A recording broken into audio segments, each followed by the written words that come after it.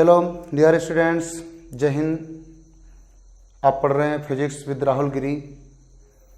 Last दिन आपने क्या पढ़ा हुआ था? पिछले दिन आपने पढ़ा हुआ था भैया refraction, apparent depth, normal shift, apparent shift.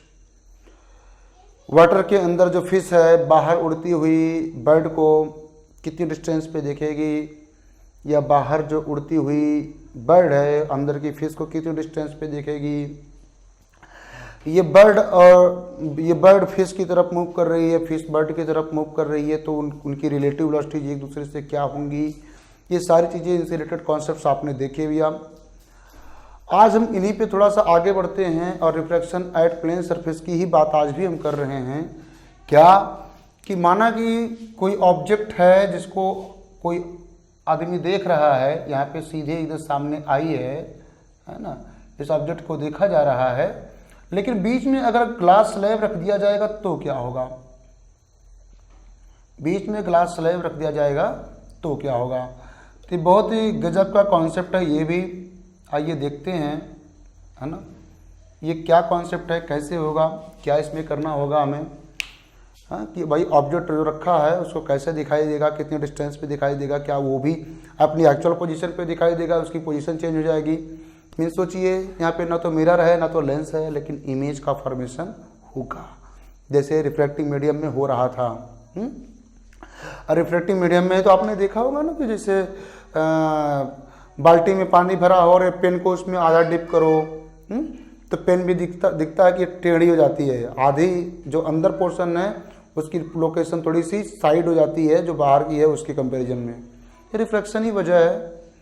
यहाँ पर भी मैं आपको बताने चल रहा हूँ, रिफ्रैक्शन की वजह से ही ऑब्जेक्ट जो अपने पोजीशन पे है वहाँ पे ना दिख करके थोड़ा अलग पोजीशन पे दिखेगी। ये है ऑब्जेक्ट। देखिए भैया, ये जो ग्लास स्लैब हमने रखा हुआ है ना, रिफ्रैक्शन हमारा टॉपिक क्या बन जाता है, refraction through a glass slab.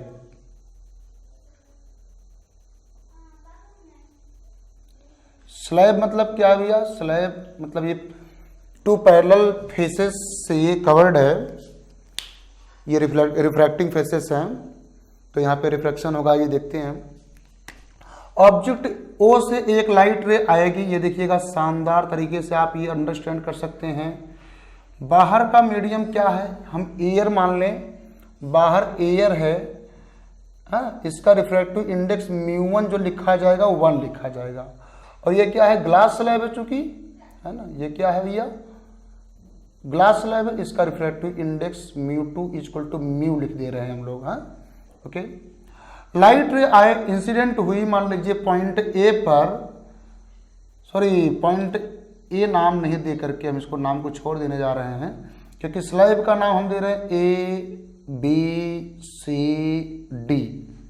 Point P पर लाइट रे आकर के इंसिडेंट हुई है, तो ये लाइट रे सीधे जाने के बजाय नॉर्मल की तरफ थोड़ा सा बेंड होगी। क्या होगा? नॉर्मल की तरफ थोड़ा सा बेंड होगी। अगर आई, इसको पीछे बढ़ाएं, ध्यान दीजिएगा, पीछे बढ़ाएं, ये देखिएगा पीछे बढ़ाएं, तो यहां से आती हुई फील होगी। इसको मैं पोजीशन आई मानता हूं। क्यों? क्योंकि पॉइंट पी पर जो रिफ्रैक्शन हुआ है, इस रिफ्रैक्शन के लिए ऑब्जेक्ट ओ बन गया और इमेज आई बन गई। एक रे तो इधर से ही आ रही है, आप सीधी मान सकते हो, जो सीधे नॉर्मली इंसिडेंट होकर नॉर्मली चली जाएगी, नो डाउट। लेकिन इस रे के लिए जरा हम बात करें कि ये रे नॉर्मल की तरफ बेंड हुई, नॉर्मल की तरफ बेंड हुई, तो ऐसा लगेगा कि ये लाइन जो यहाँ पे है या पॉइंट आई से आ रही है। अगर ये आई बाहर होने की बजाय, ध्यान दीजिएगा स्टूडेंट्स, आई बाहर होने के बजाय ग्लास के भीतर होती, ये दोनों रिफ्रैक्टेड रेज आई में एंटर करती, तो आई को फील होता कि दोनों रेज यहाँ पोजीशन आई से आ रही हैं, तो मतलब फील होता ऑब्जेक्ट आई पर है ना। जो ह्यूमन आई मतलब आई है, इस आई को ये फीलिंग आती कि ऑब्जेक्ट इस पोजीशन आई पर है। मैं 2 बार आई बोल रहा हूं, कंफ्यूज मत होना। एक बार आई आंख के लिए है और एक बार आई इमेज की पोजीशन के लिए है ना। तो भैया पॉइंट P सरफेस AB के लिए ऑब्जेक्ट हुआ O, इस डिस्टेंस को हम D1 लिख देते हैं और इसके लिए इमेज की डिस्टेंस हुई I, इसको हम D2 लिख देते हैं और स्लाइब की थिकनेस को हम T लिख देते हैं। फिलहाल एट सरफेस AB, क्या at surface AB object O हो गया, इमेज हो गई I। इसके लिए ऑब्जेक्ट और इमेज डिस्टेंस में रिलेशन क्या होगा? रिलेशन तो पिछले दिन मैंने क्या बताया था आप लोग को, फार्मूला याद है क्या? जरा सोच के बताइए। Formula D2 is equal to D1 means real depth upon relative refractive index. याद है, कल यही फार्मूला था ना, apparent depth is equal to real depth upon relative refractive index. Relative refractive index का मतलब क्या था? जहां पे mu relative is equal to था refractive index of medium of incident ray, कौन सा रे? इंसिडेंट रे का जो मीडियम है उसका, upon refractive index of medium of reflected ray, है ना, रिफ्लेक्टेड रे का, ठीक है, जिस मीडियम में रिफ्रैक्शन हो रहा है। तो अब यहां पर देखिएगा, इस बात को हम देखें तो इंसिडेंट रे एयर में है, किसमें है? Air, mu of air upon mu of glass, तो हो जाएगा D2 इज इक्वल टू, इसकी वैल्यू 1 है, इसकी वैल्यू म्यू है, तो हो जाएगा D1 upon 1 upon mu means mu D1। मैं तो कहता हूं भैया अब आप लोग इतना दिमाग मत लगाया करिए, सिंपल सा एक लाइन में सीधा सीधा लिखा करिए। अगर एयर में ऑब्जेक्ट है और किसी रिफ्रैक्टिव इंडेक्स म्यू वाले मीडियम में से उसको ऑब्जर्व किया जा रहा है, तो apparent depth, apparent distance and distance of image को सीधा लिखा करिए refractive index of medium into real distance, सीधा लिखिए। अब आपका ये कॉन्सेप्ट क्लियर हो गया होगा, आपको इतना सोचने की जरूरत नहीं है, ये तो बेसिक है, ये स्पेशल केस है और अक्सर आपको यही स्पेशल केस मिलती है ना। ऑब्जेक्ट कहां रखा हुआ है? एयर में रखा हुआ है। ऑब्जेक्ट एयर में रखा है तो सीधा सीधा जिस मीडियम में से ऑब्जेक्ट को ऑब्जर्व किया जा रहा है उस मीडियम का refractive index into real distance. Clear? Okay. अब भैया इसमें क्या करते हैं हम लोग, ये D2 हमें मिल गया, मतलब इमेज आई, इस पॉइंट को हम Q बोल दें अगर, तो QI की वैल्यू मिल गई हमको QD1। अब जब हम बात करते हैं यहां पर दूसरे सरफेस CD की बात करते हैं। CD पर जो रे है इंसिडेंट हुई है, किसी भी एंगल पे मान लीजिए इंसिडेंट हुई है, ये देखिए यहाँ का नॉर्मल ये है, हाँ? इस नॉर्मल को हम N1 बोल दें, तो इस नॉर्मल को क्या बोलेंगे? N2 बोलेंगे। PQ, इस पॉइंट को मान लीजिए R बोलते हैं। ये लाइट रे, इस लाइट रे को भैया सीधे जाना था, ऐसे जाना था, लेकिन क्या होगा, डेंसर मीडियम से रेयर में एंटर कर रही है तो नॉर्मल से दूर हटेगी। क्या होगा? नॉर्मल से दूर हटेगी। ध्यान देने की बात है, ये नॉर्मल से दूर हटेगी, इसको पीछे बढ़ाएंगे, ये देखिएगा, ध्यान दीजिएगा, पीछे बढ़ाएंगे तो कहीं यहां से आती हुई फील हो रही है, ये देख रहे हैं ना, ऐसे मैं पीछे बढ़ा रहा हूं, ऐसे ऐसे पीछे बढ़ा रहा हूं तो कहीं इस पॉइंट से आती हुई फील हो रही है। इस पॉइंट का नाम मैं I1 देने जा रहा हूं। क्या नाम दे रहा हूं भैया? I1। देखिए ये रे तो सीधे निकल गई, ये रिफ्लेक्टेड रे और ये बाहर निकली रिफ्लेक्ट, दोनों जब आंख में एंटर करेंगी, मतलब पॉइंट R और S दोनों बहुत क्लोज होगा, तब की बात मैं कर रहा हूं। दोनों रे अगर बाहर निकल के इस आंख में एंटर करेंगी तो इस आंख को फील होगा कि ये दोनों रेज इस पोजीशन I1 से आ रही हैं, अर्थात ऑब्जेक्ट O की जो फाइनल पोजीशन दिखाई देगी वो I1 दिखाई देगी। क्या दिखाई देगी? I1 दिखाई देगी। स्टूडेंट्स बात समझ में आ रही है? ये फर्स्ट सरफेस ने बनाया I, सेकेंड सरफेस ने बनाया I1। लेकिन ध्यान दीजिए सेकेंड सरफेस CD के लिए, second surface students surface CD के लिए इंसिडेंट रे PR है। ध्यान दीजिएगा, इंसिडेंट रे PR है, तो ध्यान देने की बात है, तो CD के लिए जो ऑब्जेक्ट का काम करेगा, PR कहां से आ रही है? I से आ रही है। I will be object from CD। ध्यान दीजिएगा, O is object for surface AB and I is image, लेकिन for surface CD for surface CD I is the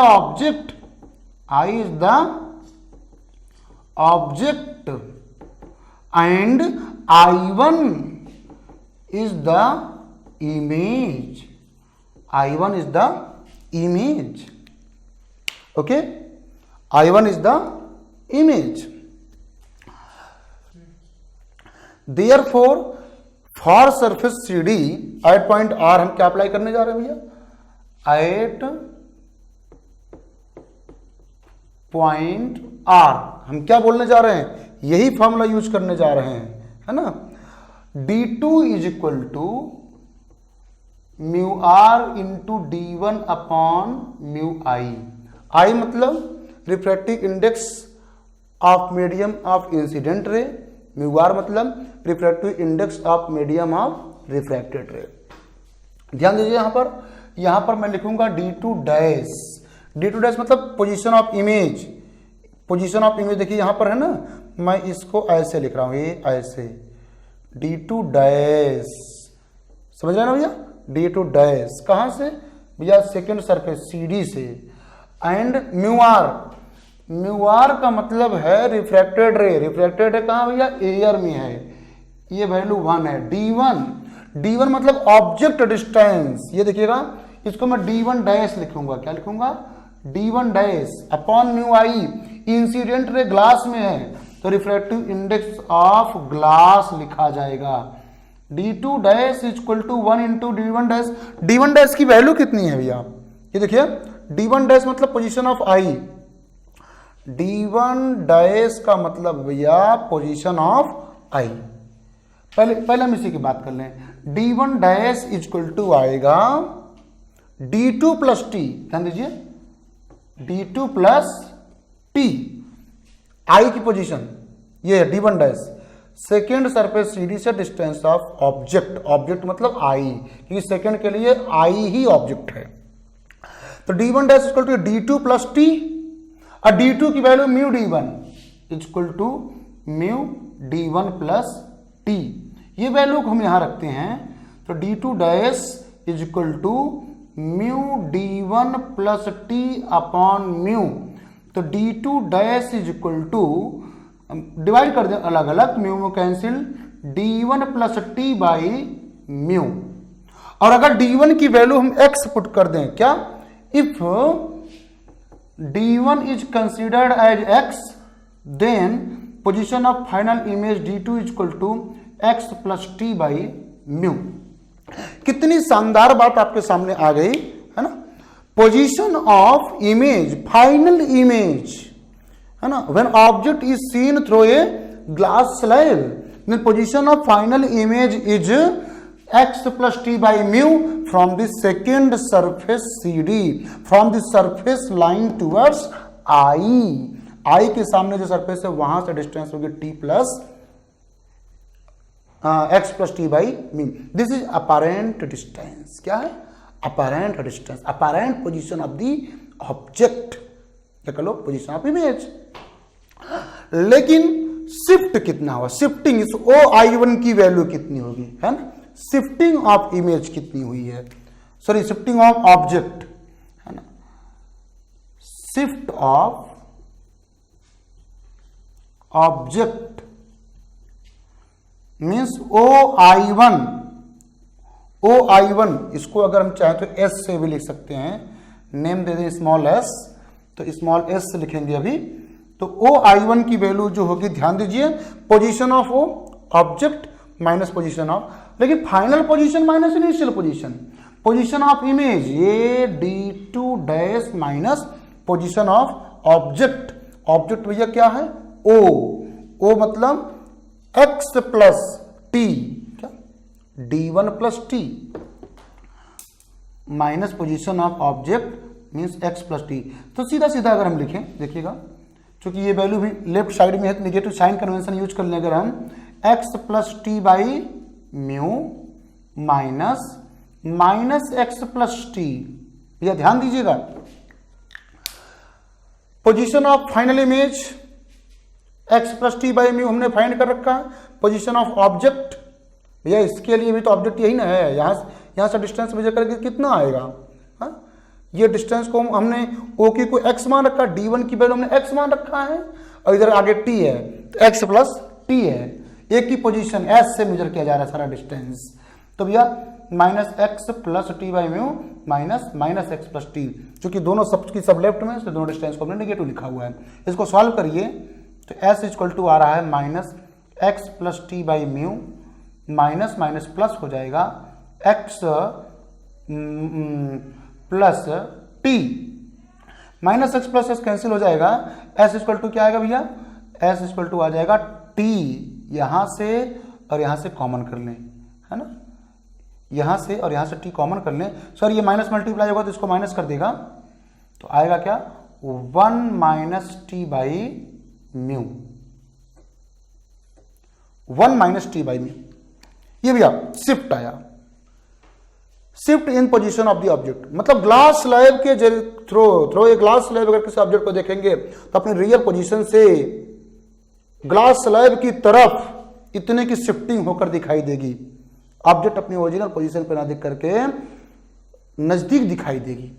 अब कितना शिफ्ट हो जाएगी towards I, T into one minus one by mu, T into, क्योंकि यहां से और यहां से टी कॉमन किया तो टी बाहर हो गया, 1 ए पॉजिटिव है negative 1 minus one by mu, T into 1 minus one by mu की शिफ्टिंग हो जाएगी। और ये शिफ्टिंग होगी किधर, यहां पे आपको साफ दिखाई दे रहा है कि शिफ्टिंग होगी इन द डायरेक्शन ऑफ इंसिडेंट रे, या कह लो टुवर्ड्स आई। बात है क्लियर स्टूडेंट्स? ग्लास स्लैब के जरिए ऑब्जेक्ट में क्या शिफ्टिंग होगी आपने देख लिया है। आगे बढ़ते हैं, देखते हैं जब ये ऑब्जेक्ट रियल ना होकर के वर्चुअल होगा तो क्या होगा, क्या ये शिफ्टिंग इंसिडेंट रे के अपोजिट डायरेक्शन में भी हो सकती है? क्या ये शिफ्टिंग जो यहाँ पे पॉजिटिव देख रहे हैं हम, ध्यान दीजिएगा तो पॉजिटिव है ना, म्यू की वैल्यू 1 से बड़ी है, वैल्यू छोटी है, ओवरऑल पॉजिटिव है। ये शिफ्टिंग जो ग्लास स्लैब की तरफ ही हो रही है, क्या ये शिफ्टिंग ग्लास स्लैब से दूर की तरफ भी हो सकती है? आइए इसका भी सीधा सीधा हम एक एग्जाम्पल देखते हैं। आइए भैया दूसरा इसी टाइप का हम दूसरी बात लेके चलते हैं। डायरेक्शन ऑफ शिफ्टिंग हम कैसे डिसाइड करेंगे, शिफ्टिंग किधर होगी, इस बात को दिमाग में रखते हुए ये दूसरा ग्लास स्लैब है, नाम वही हम रखते हैं ABCD। कोई लाइट इस तरह से कन्वर्जिंग नेचर की आकर के इंसिडेंट होती है, इसको जाना था सीधे ऐसे जाती है ना, तो ऑब्जेक्ट यहां पर रहता, ध्यान दीजिएगा ऑब्जेक्ट पोजीशन ऊपर रहता। लेकिन हुआ क्या, जैसे ही लाइट रे यहां पर इंसिडेंट होगी, चूंकि ये रेयर से डेंसर में आ रही है, कहां आ रही है, रेयर से डेंसर में आ रही है, इसका रिफ्लेक्टिव इंडेक्स μ1 = 1 है। क्यों? क्योंकि ये मीडियम एयर है, और इसका रिफ्लेक्टिव इंडेक्स क्योंकि ये ग्लास है तो इसका रिफ्लेक्टिव इंडेक्स μ2 = हमने म्यू मान रखा है। लाइट रे नॉर्मल की तरफ बेंड होगी, ध्यान देने की बात है, लाइट रे क्या होगा, नॉर्मल की तरफ बेंड होगी, ये इस डायरेक्शन में जाएगी। अब भी सरफेस CD पर अगर ना टकराती तो सीधे जाकर के ये यहां पर इंसिडेंट होती, ध्यान देने की बात है। ये कहां जाकर इंसिडेंट होती, कहीं यहां जाकर के इंसिडेंट होती, पोजीशन I मान लेता हूं मैं, है ना, पोजीशन I मान लेता हूं। लेकिन हुआ क्या, जैसे ही इस पॉइंट पर देखिएगा, पॉइंट यहां पर, इस पॉइंट को P मान लेते हैं, इस पॉइंट को Q मान लेते हैं, पॉइंट Q पर लाइट रे इंसिडेंट होगी तो यहां पर नॉर्मल आप ड्रॉ करने की कोशिश कीजिए, देखिए नॉर्मल ऐसा आएगा। चूंकि लाइट रे अब क्या कर रही है भैया, अब डेंसर से रेयर जा रही है तो नॉर्मल से दूर की तरफ बेंड होगी और आकर के कहीं यहां पर इंसिडेंट हो जाएगी, इस तरह से कन्वर्ज हो जाएगी यहां पॉइंट I1 पर। तो I1 will be final image, I1 will be क्या, final image of the object. मतलब ये रे आंख में ये स्क्रीन होगी यहां पर, चूंकि ये तो रियल इमेज बन रही है तो आई में नहीं, ये स्क्रीन पर दिखाई देगी। इसको स्क्रीन पर हम ऑब्टेन करेंगे तो यहां पर स्क्रीन लगाएंगे तो स्क्रीन जब इस पोजीशन पे आएगी तो ही हमको जो इधर से इंसिडेंट हो रही उसकी इमेज, इसकी पोजीशन हमें दिखाई देगी। बात समझ रहे हैं? मतलब ऑब्जेक्ट की एक्चुअल पोजीशन हमको नहीं पता चलेगी, हमको सीधे सीधे इमेज की पोजीशन पता चलेगी, है ना, हमको इमेज दिखाई दे रही। वैसे वास्तव में हम जितनी बार भी देख रहे हैं हमको इमेज दिखाई दे रही है, ऑब्जेक्ट कहाँ है रियली हमको वो दिखाई नहीं दे रहा है। तो रे जो इंसिडेंट हुई है, माना कि एक रे ये है, दूसरी रे है, ये वाली रे तो भैया सीधे ही जाएगी, दूसरी ये, दोनों रे जहाँ पे मिलेगी वहीं पे फाइनल इमेज बनेगी, वही हमको दिखाई देगी। आइए यहाँ पर भी हम अपैरेंट शिफ्ट की बात करते हैं। जो फाइनल शिफ्ट हुआ है, ऑब्जेक्ट की पोजीशन ओ थी, फाइनली इमेज I1 पे बनी है, ये शिफ्ट जो है S, ये कितना ये निकालने की कोशिश करते हैं, जिस तरह से पिछले क्वेश्चन में हमने पढ़ा हुआ था। और एक बात ये भी देखिए, यहाँ पर स्लैब से दूर की तरफ शिफ्टिंग हुई है, रे डायग्राम ऐसा बता रहा है, shifting is away from the slab, है ना, but shifting is in the direction of incident रे। जैसे पिछले क्वेश्चन में था shifting was in the direction of incident रे, सिमिलरली इसमें भी shifting is in the direction of incident रे। Shifting always in the direction of incident रे, it may be towards glass slab and it may be away from the glass slab, but it always will be in the direction of incident ray। आइए देखते हैं for surface AB, for surface AB क्या, D2 apparent यानी position of image is equal to mu are refracted ray का, sorry reflected ray के medium का refractive index upon mu I into D1 real distance, real position of the object, जो कि देखा जाए अगर इसके थिकनेस को हम टी ले लें भैया, इसके डिस्टेंस को हम टी ले लें और ये डिस्टेंस को हम x मान लें, है ना, जिसको हम D1 से लिखा करते हैं, तो क्या हो जाएगा, यहां से इस पॉइंट को अगर हम नाम दे दें कुछ भैया PQR, इस पोजीशन को नाम दे दें S, कैपिटल S, तो ये हो जाएगा D2 इक्वल टू आएगा म्यू आर रिफ्रैक्टेड रे का refractive index mu into mu i incident ray का रिफ्रैक्टिव इंडेक्स ये 1, और D1 कितना है, D1 T प्लस एक्स हो जाएगा, x प्लस टी लिखते हैं यहाँ इसको, चूंकि निगेटिव है तो निगेटिव भी लिख सकते हैं, सॉरी पॉजिटिव है तो पॉजिटिव ही रहेगा, तो mu into x plus t आ गया, D2 इक्वल टू आ गया mu into x plus t हो गया। बहुत आसानी से आप इस बात को समझ सकते हैं, है ना, यहां से distance mu into x plus t हो गई। अपैरेंट पोजीशन, ये किसकी डिस्टेंस आई है, ये इमेज की डिस्टेंस आई है, यहां से यहां तक की D2 is the position of image for the surface AB के लिए ये, ओके। और ये जो इमेज है फॉर जो AB के द्वारा बनाई गई इमेज है I, वो CD के लिए ऑब्जेक्ट का काम करेगा, क्योंकि CD के लिए इंसिडेंट रे PQ है, इंसिडेंट रे PQ है, जो कि पॉइंट I की तरफ आ रही थी, पॉइंट I की तरफ आ रही थी, ये दो इंसिडेंट रेज हैं PQ एंड RS, ये दोनों I की तरफ आ रही थी, तो I is the object for CD। अब आइए CD के लिए बात करते हैं, फॉर सरफेस CD I क्या है, I जो है ऑब्जेक्ट का काम कर रहा है, एंड I1 क्या है, I1 इसके लिए इमेज है, तो I1 के डिस्टेंस को हम D2 डैश लिख देंगे, क्या लिखेंगे भैया, D2 dash position of I1 from S।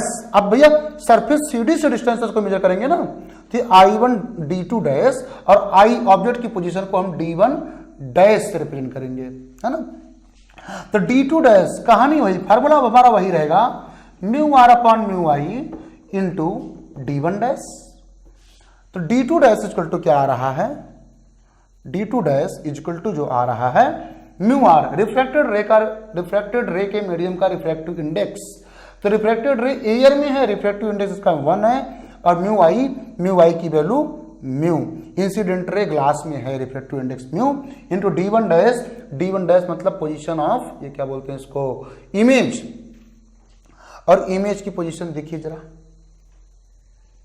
D1 dash को लिखा जा सकता है यहां से यहां तक के डिस्टेंस, ध्यान दीजिए, यहां से यहां तक के डिस्टेंस D2 है, क्या है D2, तो D1 डैश को D2 माइनस टी लिखा जा सकता है, क्या लिखा जा सकता है, D2 माइनस पूरी डिस्टेंस D2 है, ये T है, ये डिस्टेंस D2 माइनस टी लिखा जा सकता है, और D2 की वैल्यू पुट की जाएगी, देखिए mu into x plus T minus T. Okay, तो यहां पे हम लिख दें इंटू क्या हो जाएगा, mu into x plus T minus T. Okay, तो डी टू डैश की जो वैल्यू आने वाली है, डी टू डैश की जो वैल्यू आ रही है, ध्यान से देखिए, अंदर मल्टीप्लाई करें, mu mu cancel, x plus T minus T by mu, ये डी टू डैश की वैल्यू आ गई। डी टू डैश मतलब distance of image, final image from the second surface S, and distance of object वो S है, x है। तो भैया shift कितना हुआ, सेकेंड सरफेस से ग्लास स्लैब के सरफेस सीडी से एक्स डिस्टेंस पर ऑब्जेक्ट की रियल पोजीशन है, तो इमेज की जो पोजीशन है x plus T minus T by mu है ना, ये इमेज, फाइनल इमेज की पोजीशन, अपरेंट पोजीशन है ना, अपरेंट पोजीशन है ऑफ ऑब्जेक्ट, जहां पर ऑब्जेक्ट हमको दिखाई देगा बट वो रियली वहां पे है नहीं, वो उसकी इमेज है। अब ये शिफ्ट कितना हुआ, शिफ्ट इसे हम एस बोलें, is equal to position of image D two dash minus position of object, object मतलब D1, ऑब्जेक्ट के डिस्टेंस मतलब हम क्या रिप्रेजेंट करते हैं, D1 से रिप्रेजेंट करते हैं। तो हो गया S is equal to x plus T minus T by mu minus D1 का मतलब है एक्स, एक्स एक्स से कैंसिल हो जाएगा, एस इज इक्वल टू दोनों में से टी कॉमन कर लिया, 1 माइनस 1 अपॉन म्यू। तो भैया अब भी देखिए जरा, शिफ्टिंग तो उतनी ही होगी, शिफ्टिंग के लिए same formula t into 1 minus 1 upon mu ही आ रहा है, but shifting is in the direction of incident ray and away from the slab, slab से दूर की तरफ। तो जब इंसिडेंट रे डाइवर्जिंग नेचर की हैं तो shifting will be towards slab, and incident rays converging nature की हैं, then incident will be away from the slab, but in both the cases shifting will be in the direction of incident ray. Okay students, बहुत ही important question है, ये आपको मुझे लगता है समझ में आ गया होगा। आइए अब कॉम्बिनेशन ऑफ स्लैब की बात करते हैं।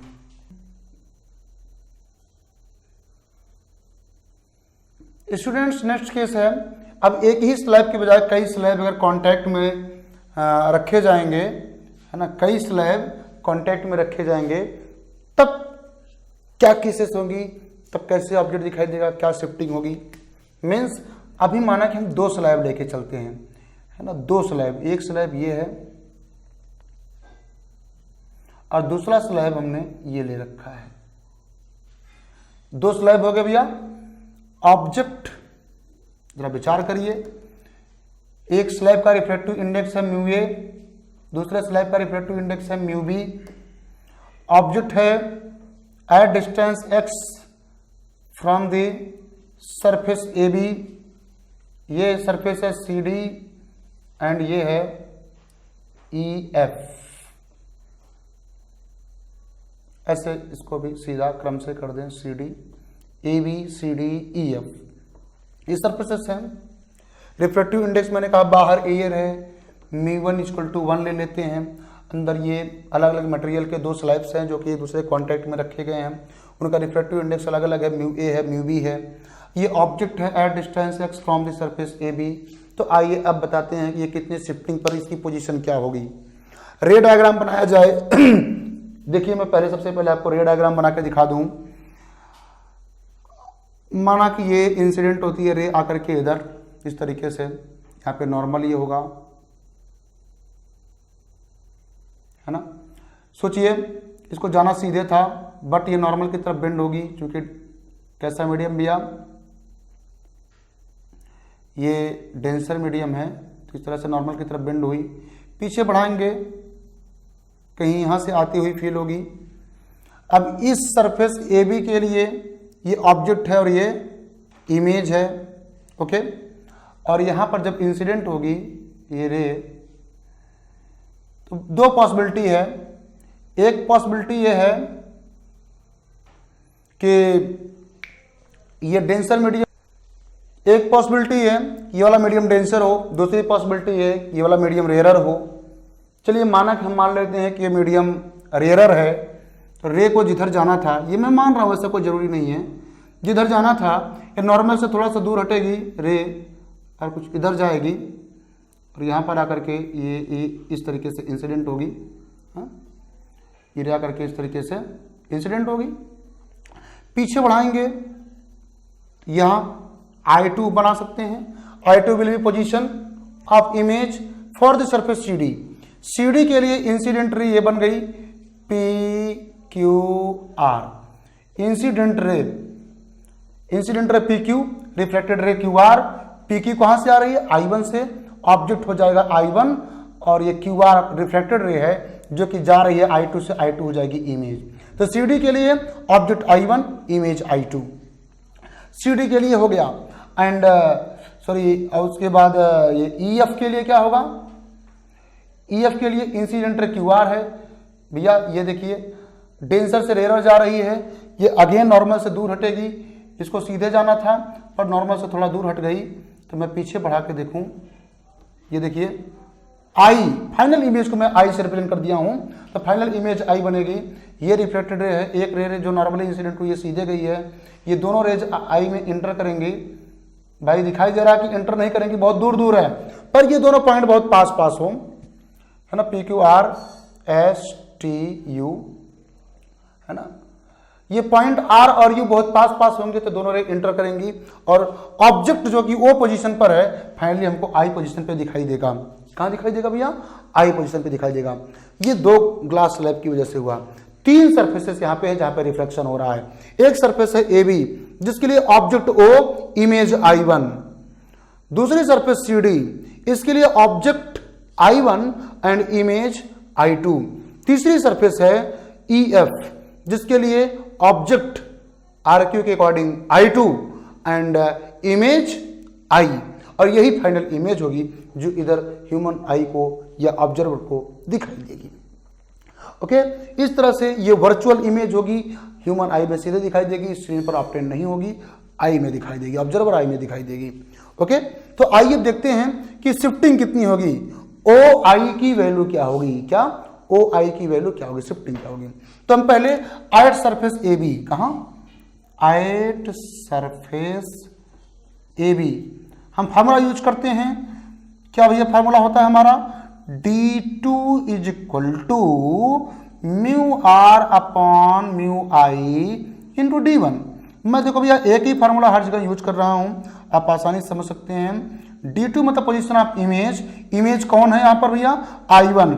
मैं इसको ब्रैकेट में लिख रहा हूं ताकि आपको समझ में आए कि D2 का डिस्टेंस क्या है I1, कहां से, फ्रॉम S। मैं सरफेस का नाम लिख दे रहा हूं, जो सरफेस का नाम यहां लिखूंगा वहीं से डिस्टेंस मेजर हुई है। रिफ्लेक्टेड रे, रिफ्लेक्टेड रे का रिफ्लेक्टिव इंडेक्स म्यू ए से रिप्रेजेंट किया जाएगा, म्यू आई की वैल्यू यहाँ पे 1 है, D1 इसकी डिस्टेंस है, ये ऑब्जेक्ट की मतलब इसको हम लिखेंगे x, क्या लिखेंगे x। इसकी थिकनेस को हम T1 मान लेते हैं भैया और दूसरे वाले के थिकनेस को T2 मान लेते हैं, इसकी जरूरत भी पड़ेगी। तो आ गया D2, D2 मतलब I1 की पोजीशन आ गई mu A into x. Okay, आइए फॉर सरफेस CD देखते हैं क्या पोजीशन आएगी, फॉर सरफेस CD। तो CD में क्या देखेंगे भैया, CD के लिए फॉर्मूला हम वही यूज करेंगे, लेकिन अब की बार हम position D2 dash equal to mu are upon mu I into D1 dash लिखेंगे। D2 dash is the position of, भैया CD के लिए इमेज कौन है, I2 ना है, तो पोजीशन ऑफ I2 कहां से, CD से मेजर किया जा रहा है, कहां से मेजर किया जा रहा है, CD से। तो mu are refracted ray, CD के लिए रिफ्रैक्टेड रे QR है जो कि म्यू बी में है, किसमें है, म्यू बी में है, और इंसिडेंट रे PQ है जो कि म्यू ए में है, mu B upon mu A. D1 dash, ध्यान दीजिएगा D1 डैश की वैल्यू आप क्या लिखने वाले हैं, डिस्टेंस ऑफ, ध्यान दीजिएगा यहीं पे मैं इसको अगर लिख दूं तो डिस्टेंस ऑफ I1, CD के लिए ऑब्जेक्ट I1 है, डिस्टेंस ऑफ I1 लिखने जाएंगे, आप क्या लिखेंगे, डिस्टेंस ऑफ I1। तो S से ध्यान दीजिएगा D1 डैश की जो वैल्यू यहां पर है वो SI1 प्लस ST मतलब म्यू एक्स, क्या mu A x plus T1, ध्यान देने की बात है, म्यू ए एक्स प्लस T1। क्यों? म्यू ए D2 भैया SI1, ये डिस्टेंस कितनी आई, म्यू ए एक्स आई ना। अब यहां से मेजर करेंगे CD से तो mu A x plus T1, ये D1 डैश की वैल्यू आएगी, position of I1 from CD, यहां पे लिखा गया फ्रॉम, जहां से मेजर करना है। म्यू ए को अंदर मल्टीप्लाई कर दें तो D2 डैश मतलब पोजीशन ऑफ I2 कहां से, फ्रॉम CD इक्वल टू आ रहा म्यू बी, सब लेफ्ट में है, साइन कन्वेंशन अगर यूज करते हैं सब निगेटिव आ जाएगा, x plus T1 upon mu B. Okay students, ये फॉर CD के लिए इमेज की पोजीशन क्या है वो हमको मिल गई, I2 इज द इमेज। अब आते हैं फॉर EF, फॉर EF क्या आएगा, फॉर सरफेस EF क्या लिखना पड़ेगा, नहीं मैं डायरेक्ट लिख रहा हूं D2 dash D2 double dash मतलब position of image for EF, और EF के लिए पोजीशन कौन है, इमेज कौन है, I ना, मेजर कहां से हो रहा है, फ्रॉम EF से I की distance is equal to refracted ray का refractive index upon incident ray का मीडियम का refractive index mu B, sorry mu i भी लिखा जाएगा बाद में देखेंगे, इंटू D1 डबल डैश, ये भैया D1 डबल डैश क्या है, distance of object from surface EF के लिए ऑब्जेक्ट कौन है, I2 है, कौन है, I2 है। और देखो भैया D1 डैश की वैल्यू डबल डैश यानी पोजीशन ऑफ I2, सॉरी हाँ पोजीशन ऑफ I2 जो कि ऑब्जेक्ट है फॉर EF, उसकी डिस्टेंस कितनी बनेगी, EF से कितनी आएगी, मेरी समझ से T से CD से इसकी डिस्टेंस पता है ना, ये हो जाएगी D2 डबल डैश, ये देखिए D2 डबल डैश क्या है, from CD, position of I2 from CD, position of I2 from CD, ये D2 डबल डैश प्लस ये देखिए यहां से T2 means D1 double dash D1 double dash I2 equal to क्या आएगा, D2 डबल डैश की वैल्यू हम put करें, सॉरी D2 सिंगल डैश है भैया, D2 सिंगल डैश, D2 ये पोजीशन ऑफ I2 जो था यहाँ पे ये वाला हमने लिखा हुआ है, तो इसकी वैल्यू हो जाएगी mu B into x plus T1 upon mu B plus T2। Okay, तो D1 डबल डैश की वैल्यू हमने ये फाइंड किया हुआ, ये वैल्यू यहाँ पे रखते हैं। दिस इंप्लाइज दैट क्या आएगा, D2 double dash I position of final image from EF is equal to mu are refracted ray का रिफ्रैक्टिव इंडेक्स जो कि 1 है, इंसिडेंट रे जो कि QR है EF के लिए, तो इसका मीडियम का रिफ्रैक्टिव इंडेक्स म्यू बी है, म्यू बी है ना, mu B into D1 double dash, तो हम लिखने जाएंगे जब तो आएगा mu B into x plus T1 upon mu B plus T2, है ना भैया, ये सॉरी स्टूडेंट्स एक जगह मिस्टेक हुई है, देखिए यहाँ पे म्यू ए से जब अंदर डिवाइड होगा तो म्यू ए यहाँ पे कैंसिल होगा, यहाँ पे T1 अपॉन म्यू ए आएगा, सॉरी ये थोड़ा सा मिस्टेक हो गया था, म्यू ए, और यहाँ पर जब आप पुट करेंगे तो ये यहाँ पे क्या रहेगा, म्यू ए रहेगा, और यहाँ पर ये क्या रहेगा, म्यू ए रहेगा। ओके, अब म्यू बी को अंदर ले जाकर डिवाइड करेंगे तो स्टूडेंट्स ध्यान दीजिएगा, D2 double dash I position of final image from EF equal to आएगा, देखिए अंदर जाएगा म्यू बी कैंसिल हो जाएगा, बचेगा x plus T1 by mu A plus यहाँ पे T2 by mu B. Okay students, ये बात आपको क्लियर हुई होगी, x plus T2 by T1 by mu A, T2 by mu B, ये अंदर जाकर डिवाइड हुआ है, यहाँ पे डिवाइड हुआ ऐसे बचा, यहाँ पर तो कैंसिल हो गया था। अब ये तो position of final image from the surface EF है। अब from surface EF position of object क्या है, position of object, position of object जो है वो x है ना। मैं इसको देखूं अगर, ये डिस्टेंस d इक्वल टू क्या है, x plus t1 plus t2 है कि नहीं। ऑब्जेक्ट की position x plus t1 plus t2 है और इमेज की पोजीशन क्या है, x plus t1 by mu A plus t2 by mu B, है। आपको ये बात अच्छे से क्लियर हो रही होगी, t1 by mu A t2 by mu B. अब शिफ्टिंग कितनी हुई है, डिफरेंस कितना आ रहा है ना। ओ आई की वैल्यू क्या है, वैल्यू ऑफ ओ आई क्या है, तो ओ आई शिफ्ट, हम कहेंगे इसको शिफ्ट।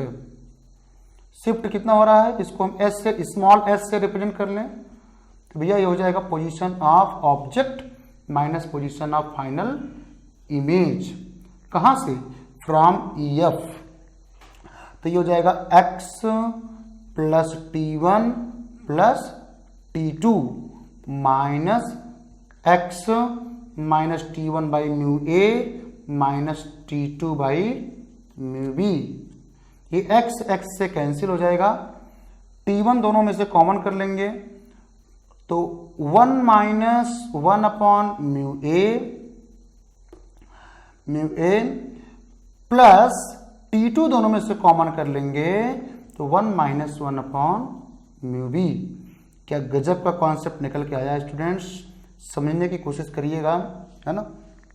ज़्यादा कठिन नहीं है, लग रहा है कि बहुत भारी है, बहुत मुश्किल है, पर स्टूडेंट्स थोड़ा सा सीरियस तो होना पड़ेगा और आप कोशिश करोगे तो ज़्यादा कठिन नहीं है। देखिए एट सरफेस आप ए बी अप्लाई करिए, ऑब्जेक्ट डिस्टेंस इमेज डिस्टेंस की बात आप क्लियरली आप रखिए, आपको एक रिलेशन मिल जाएगा, ओके। फिर फॉर सरफेस सी डी वही बात अप्लाई कीजिए, वही फार्मूला आप अप्लाई कीजिए।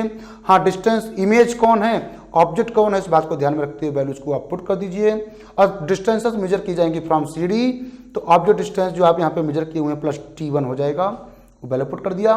फिर फॉर सरफेस EF आप वही काम करिए, आपको खुद से ही करना है, ज़्यादा कुछ दिक्कत नहीं है। तो आप जब फार्मूला वही रखने जाएंगे तो उसके लिए ऑब्जेक्ट कौन है, इमेज कौन है, पहचान लीजिए।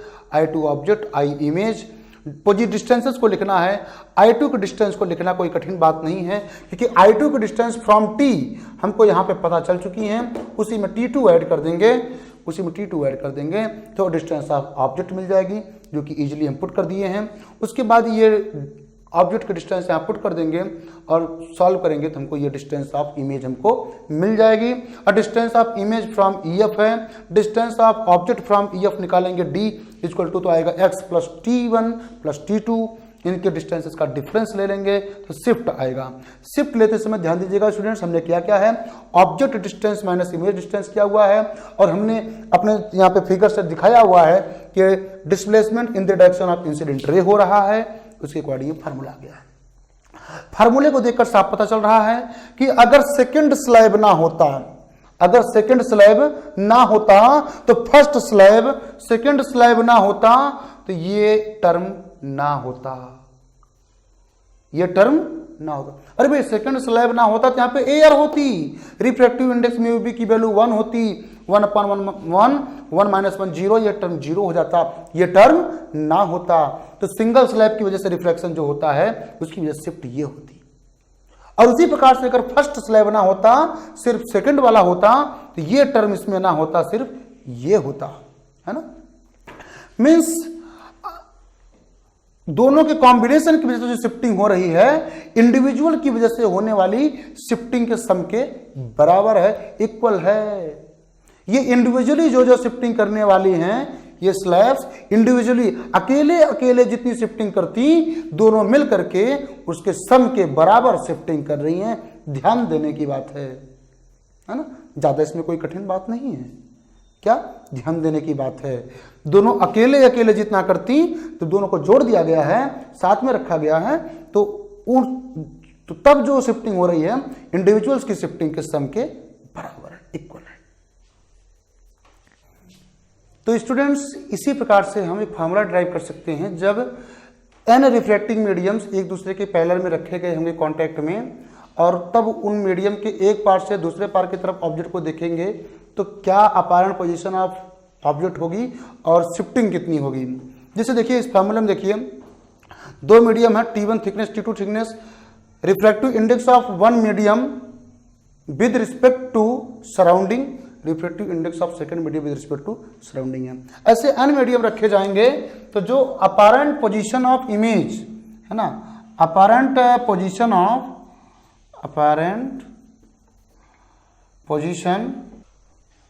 Position of object that is position of image जो होगी, सीधा सीधा इस वाले सरफेस से डिस्टेंस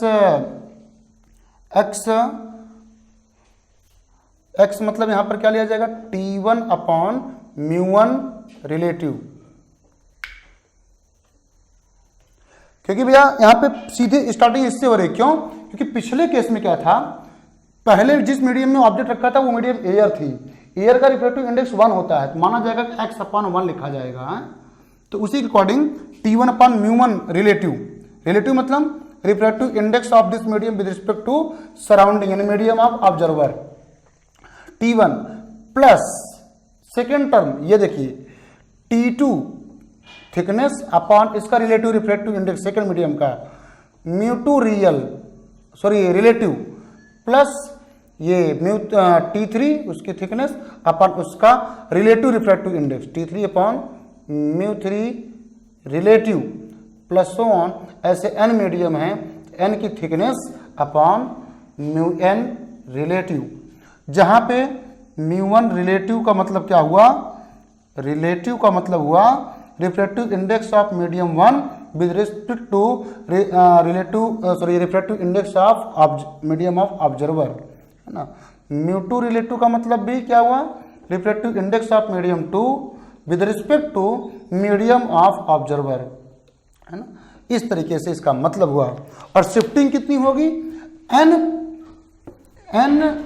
पैरेलल स्लैब्स एक दूसरे के कांटेक्ट में रखे होंगे तो जो शिफ्ट आएगा इंडिविजुअल्स की शिफ्ट के इक्वल आएगा, ये होगा कितना भैया, शिफ्ट, है ना। S इक्वल टू आएगा T1 1 minus 1 upon μ1 relative plus T2 1 minus 1 upon μ2 relative plus so on, ऐसे ही plus Tn 1 minus 1 upon μn relative.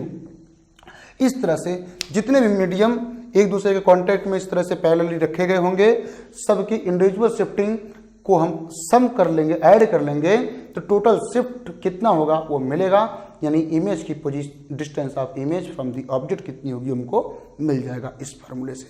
Okay students, thank you, मिलते हैं नेक्स्ट लेक्चर में। आप इस पर बेस्ड क्वेश्चंस वगैरह करिएगा, जो समझ में आया ठीक, नहीं समझ में आया आप कमेंट बॉक्स में मिलिए, हमसे वो व्हाट्सएप ग्रुप में मिलिए, हम आपको वो सारे डाउट्स क्लियर करेंगे और आप हमको मैसेज कीजिए। अगर नहीं डाउट क्लियर हुआ तो हम नेक्स्ट लेक्चर में आपको जरूर बताएंगे। Okay students, thank you.